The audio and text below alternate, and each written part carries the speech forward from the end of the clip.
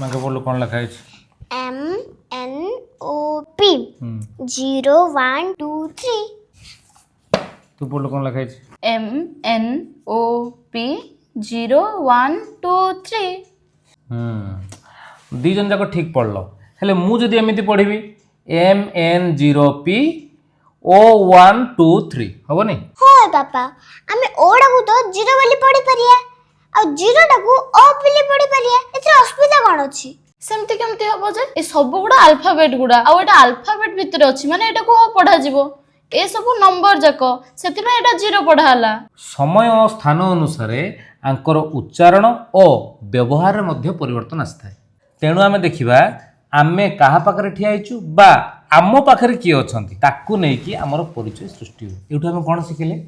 ଯଦି ଆମେ ଭଲ ଲୋକଙ୍କ ପାଖରେ ରହିବା ତାହେଲେ ଲୋକମାନେ ଆମକୁ ଭଲ ବୋଲି କହିବେ। ଯଦି ଆମେ ଦୁଷ୍ଟ ଲୋକ ବା ଦୁଷ୍ଟ ସାଙ୍ଗ ପାଖରେ ରହିବା ତାହେଲେ ଆମକୁ ଲୋକମାନେ କ'ଣ କହିବେ? ଦୁଷ୍ଟ ବୋଲି କହିବେ।